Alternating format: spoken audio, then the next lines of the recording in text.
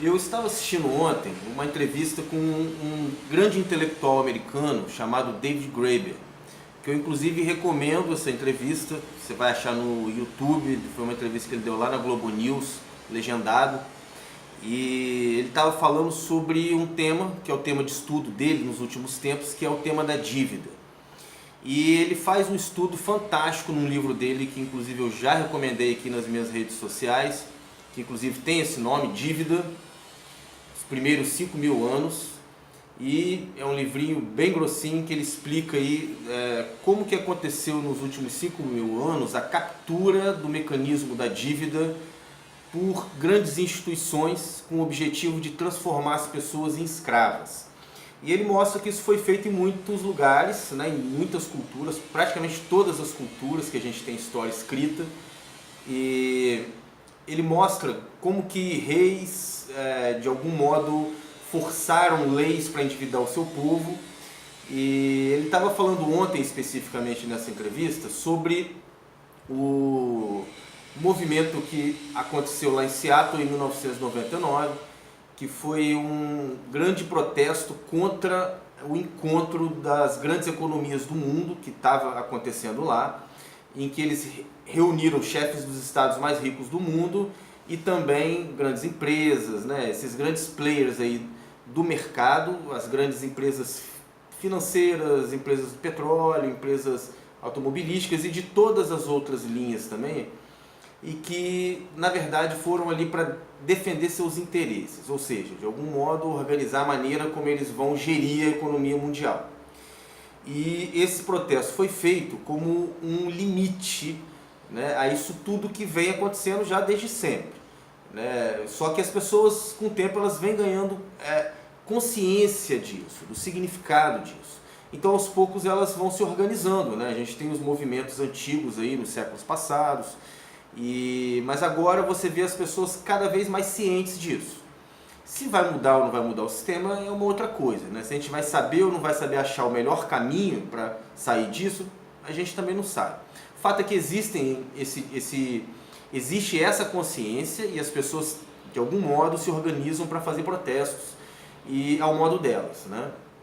Então, esse tipo que foi feito lá em Seattle foi um tipo de protesto pacífico, no estilo Gandhi, né, de não violência, em que você vai à rua, mas você fica parado, né? Então você não deixa a polícia passar, por exemplo, ou então você faz a proteção de um grupo de pessoas que está sendo violentada pela polícia, de um certo modo. E, bom, o fato é que a violência policial foi muito maior do que eles esperavam e eles não estavam prontos para aquilo. Então eles se rearticularam e eles criaram um novo modo de fazer os seus protestos, que era ir às ruas, quebrar as vidraças aí das grandes instituições, principalmente as instituições financeiras, né, os bancos. E aí eles passaram a ser ouvidos e a ser vistos de um outro modo. No entanto, a grande mídia e aqueles que estão interessados em fazer a defesa da narrativa de quem está no poder, a partir da dívida, obviamente, passam a chamar essas pessoas de vândalos, né? Eles se autodenominam black blocs, mas eles passam a ser chamados de vândalos porque eles quebram patrimônio. Em geral, não é o público, né? É o patrimônio privado dessas empresas, de algumas dessas empresas que estão explorando a mão de obra dos trabalhadores. Então, por que eu estou falando sobre esse tema, né? Porque se a gente parar para analisar esse tipo de violência, na verdade, ela não pode talvez ser considerada violência porque ela não é dirigida a outra pessoa, né? Isso é um ato muito mais simbólico de protesto contra tudo que está sendo feito em termos de exploração e de escravidão pelo endividamento dessas grandes instituições. Não é à toa que essas grandes instituições representam, né, o 1% mais rico do mundo detém a riqueza de metade da população do mundo. Acho que isso já diz muito para que a gente entenda a injustiça, né, do jogo que está sendo jogado, o desequilíbrio absoluto desse jogo.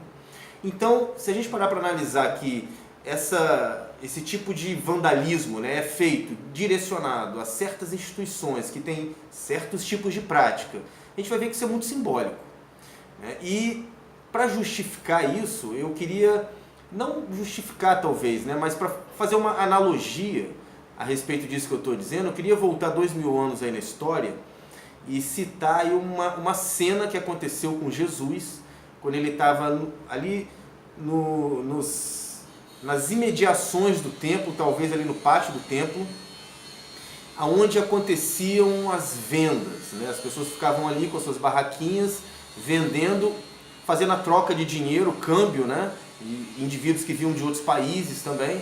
Então, aquele ambiente, as pessoas iam ali também para adquirir animais, como os pombos, para sacrifício. E aí, com o tempo, o que passa a ser mais importante na cena toda e no ritual todo é o lucro que você vai arrecadar com a fé das pessoas, né? Então não tem nenhuma preocupação com a espiritualidade ali. Existe uma preocupação com os rituais, que as pessoas acreditam ser mágicos, né? Basta que eu faça um sacrifício, logo as coisas vão dar certo na minha vida. E aí os que estão à frente desse poder, que são os doutores da lei, as autoridades, os fariseus e tudo mais, se aproveitando da ignorância das pessoas, vão lá e criam um grande mercado da fé.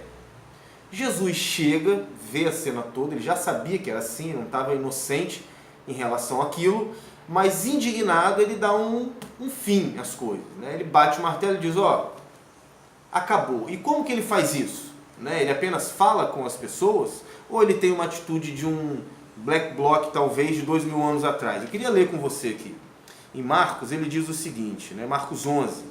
Ao chegarem a Jerusalém, Jesus entrou no templo e começou a expulsar os que ali vendiam e compravam.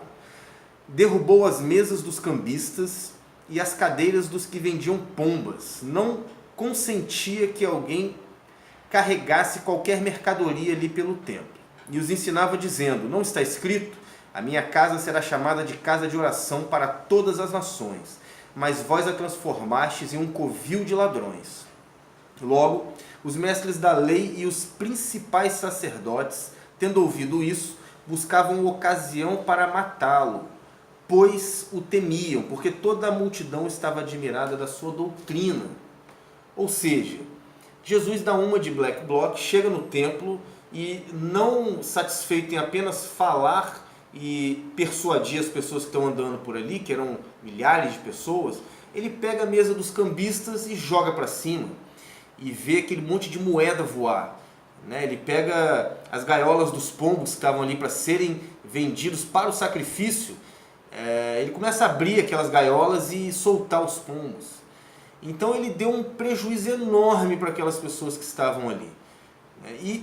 Só que Jesus sabia que aquela atitude não ia acabar com a corrupção humana, ele sabia disso. No entanto, era um ato simbólico para que as pessoas entendessem que aquilo precisava ter um limite. A ganância humana precisa ter um limite. E isso a gente precisa realizar, antes de tudo, dentro da gente, porque a gente precisa entender qual é a nossa ganância pelo quê, o que é que nos movimenta, mas a gente precisa também lutar contra essa ganância fora de nós, por poder, por dinheiro. E esse exemplo de Jesus eu acho que mostra muito isso. Como cidadãos é possível e é necessário, na verdade, que a gente se expresse.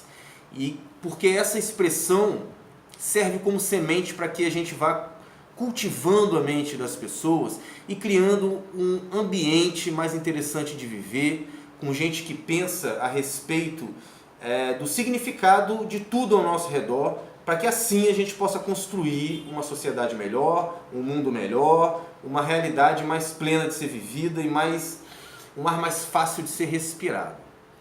Se inscreve no nosso canal, aciona o sininho para receber as notificações, passa para alguém esse vídeo se você achar que vai contribuir e daqui a pouco eu volto com mais semente de reflexão.